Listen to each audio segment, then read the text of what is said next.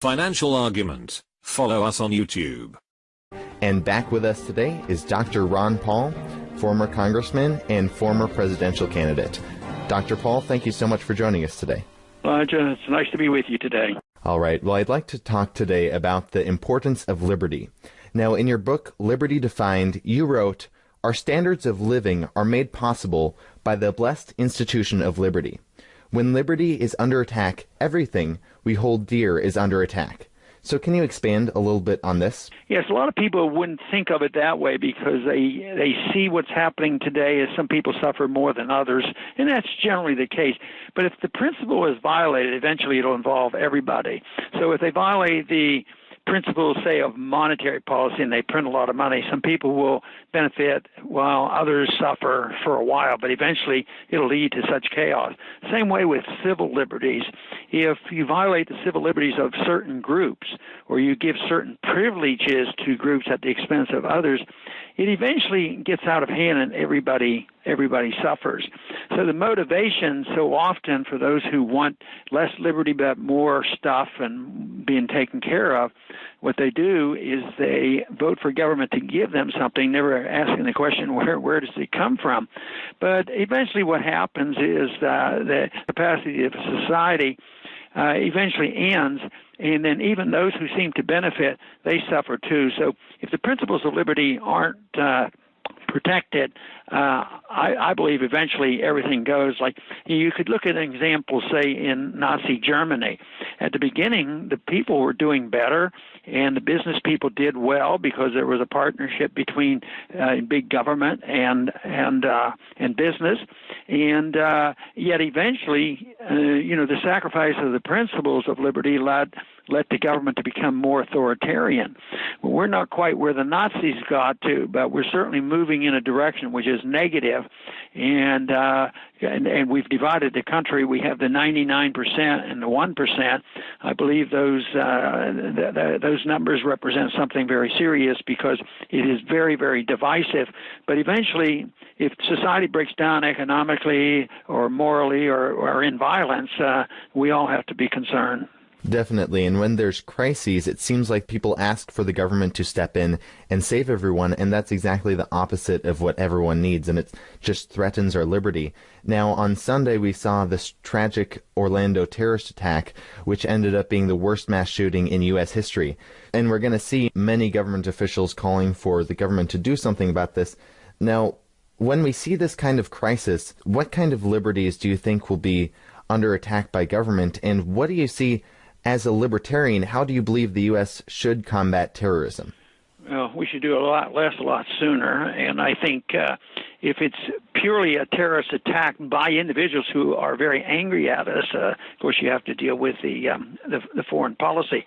This recent episode, I don't see it exactly that way because this is an individual I think was totally deranged, and he was using as an excuse to do something he was destined to do and say that, well, I got this moral justification and I am going to serve the greater good by, associating myself with a segment of Islam that is radical and different but does not represent Islam per se. So I think that the big fallacy here is that we rely too much on government for safety. If you read the Constitution carefully, the founders didn't talk about safety. Safety was something that you taught your kids not to do dangerous things and walk out in front of cars and don't overindulge or take poisons and then things like this. So safety is not a function of government, but only indirectly. The whole reason that we're safe in our home has nothing to do because there's a policeman around or a policeman outside our house. We're safe because a lot of places in the country still are safe because they're allowed to own a weapon, and that helps them make them safe.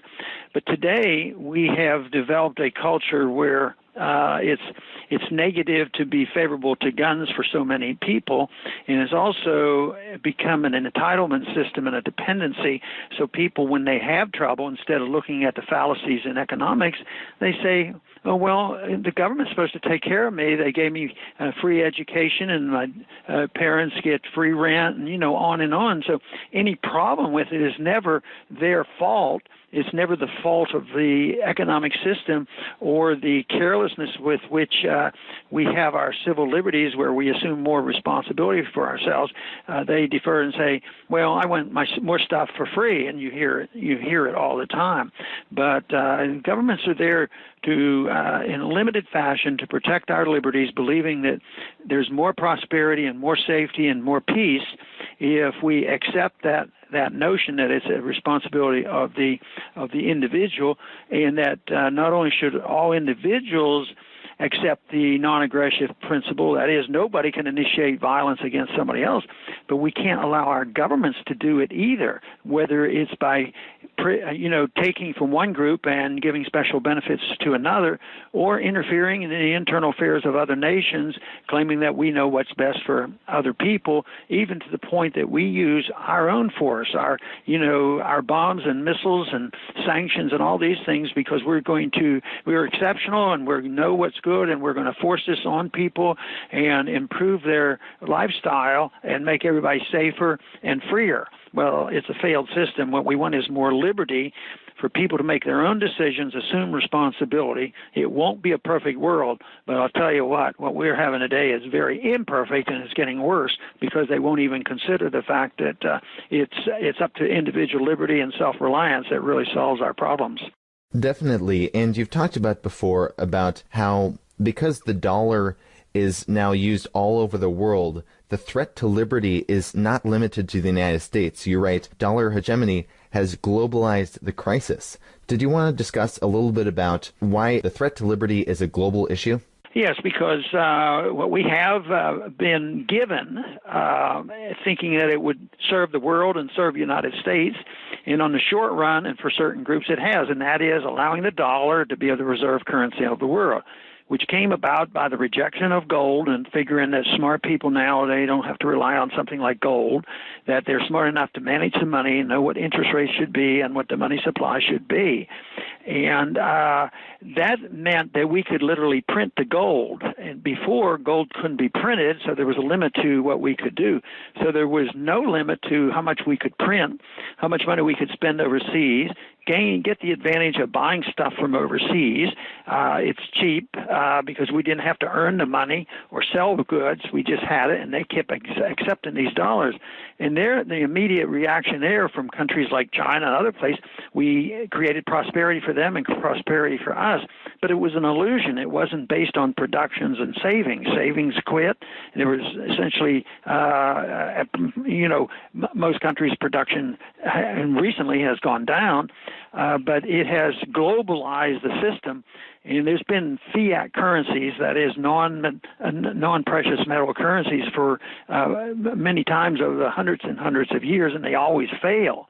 But they thought they were smart enough to do it, but it's never been like this before, where it was so globalized, and the dollar became the instrument of our foreign policy too, that if somebody did something we didn't like, we would freeze their assets and punish people, which would be acts of war in reality.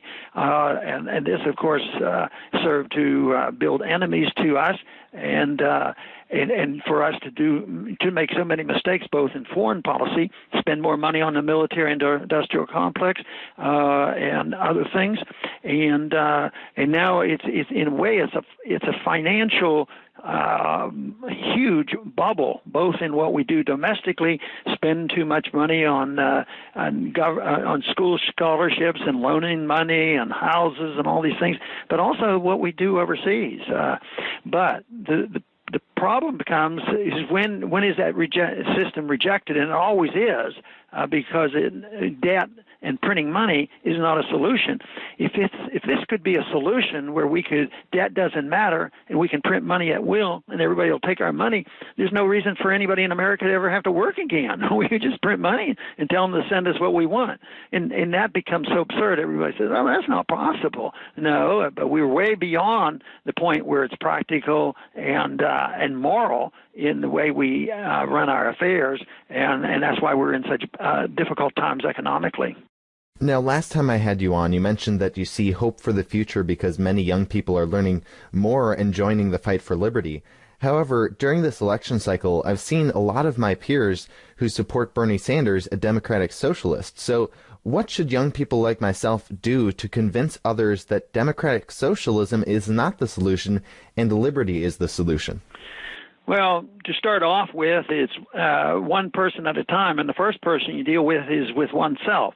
And that is, people have to be curious to find out what makes the world tick. And you're in an age where I wasn't paying much attention, but later on, by the time I got into medical school, I got to wondering about this. So I was seeking information. There was no internet, but I did find a think tank called Fee Foundation, Leonard Reed's group. So I sought these books and spent years and years trying to understand free markets and why monetary policy is important and why the foreign policy should be different. So I think that's the number one responsibility of young people, and not to be easily influenced in the wrong direction, especially if it's illogical to say that free stuff forever doesn't work, and yet that is the problem.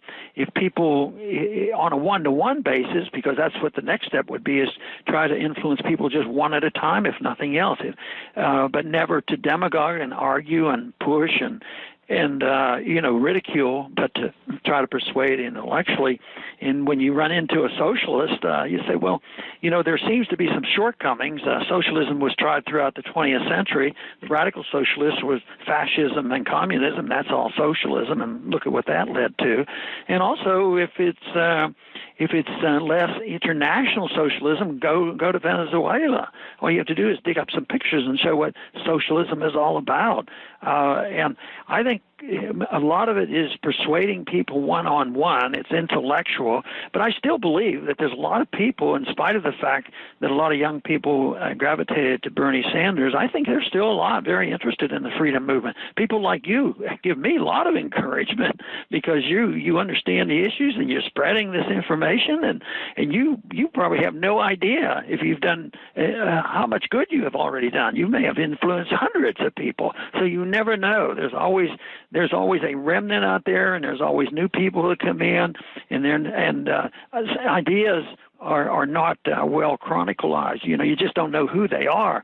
But I think the opportunity that I see for your generation is the fact that, not only did communism and fascism and Hitlerism all fail, in this century, what you're experiencing, what we're all experiencing, is the failure of this interventionist Keynesian economics and fiat money. And I think people have to look at it as exciting and interesting and fun and very serious. And I think that's where we're making inroads. But when this thing is absolutely declared in default that it's not working, there will be more and more people looking for answers that if there's enough of us around to prove that it was a much better way to go toward more liberty rather than more government. All right. Well, Ron Paul, thank you so much for joining us today. Your website is ronpaullibertyreport.com. Are there any last thoughts you'd like to leave with our viewers? No, Elijah, but it's great to have an interview with you, and I want you to keep up your good work, and I want others to join in and be creative. Create their own programs. A lot of times when I talk at the college campuses, young people say, what do I do? What should I do? I do whatever you want. But just do it, because what you're doing is not going to be what everybody else that gets interested. Some people, may become producers of movies or something like that, but it always has to be designed to work for the principle of non-aggression, the non-aggression principle. Nobody can initiate force. We just need more foot soldiers for that, and we can win. Definitely, Ron Paul. Thank you so much. Sure thing. Take care. This